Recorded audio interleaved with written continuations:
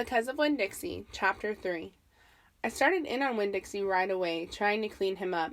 First I gave him a bath. I used the garden hose and some baby shampoo. He stood still for it, but I could tell he didn't like it. He looked insulted, and the whole time he didn't show me his teeth or wag his tail once. After he was all washed and dried, I brushed him good, and I used my own hairbrush, and I worked real hard at it. All the knots and the patches of fur stuck together. He didn't mind being brushed. He wiggled his back like he felt pretty good. The whole time I was working on him, I was talking to him, and he listened. I told him how we are alike. See, I said, you don't have any family, and neither do I. I've got the preacher, of course, but I don't have a mama. I mean, I have one, but I don't know where she is. She left when I was 3 years old. I can hardly remember her. And I bet you don't remember your mama much either. So we are almost like orphans. Winn-Dixie looked straight at me.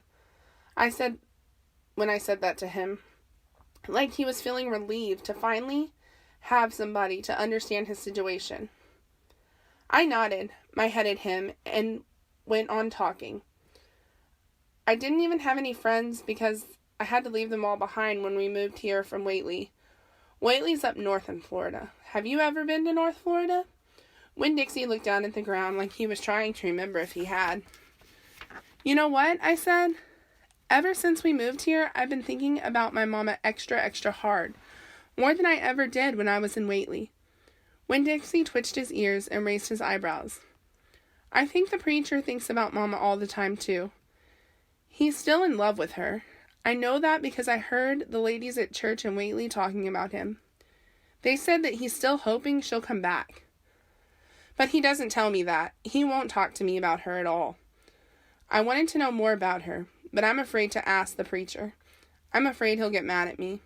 Winn-Dixie looked at me hard, like he was trying to say something. What? I said. He stared at me. You think I should make the preacher tell me about her?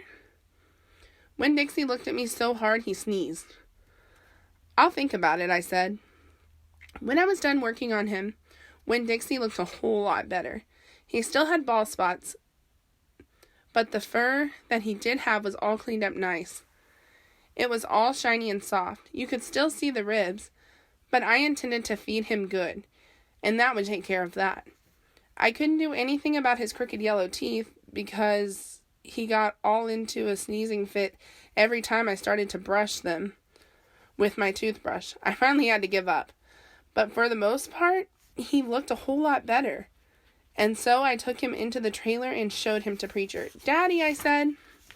He said. He was working on a sermon and kind of muttering to himself. Daddy, I wanted to show you the new Winn-Dixie. The preacher put down his pencil and rubbed his nose, and finally he looked up.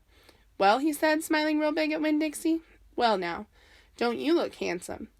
Winn-Dixie smiled back at the preacher. He went over and put his head on the preacher's lap. He smells nice too, said the preacher. He rubbed Winn-Dixie's head and looked into his eyes. Daddy, I said, real quick, before I lost all my nerve, I've been talking to Winn-Dixie. Is that right, the preacher said. He scratched Winn-Dixie's head.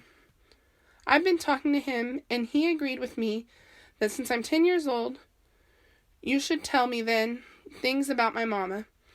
Just then, things, that's all. The preacher stopped rubbing Winn-Dixie's head and held real still. I could see him thinking about pulling his head back into his shell. One thing for each year I've been alive, I told him. Please? Winn-Dixie looked up at the preacher and kind of gave him a nudge with his nose. The preacher sighed. He said to Winn-Dixie, I should have guessed you were going to be trouble. Then he looked at me. Come on, Opal, he said. Sit down and I will tell you things about your mama.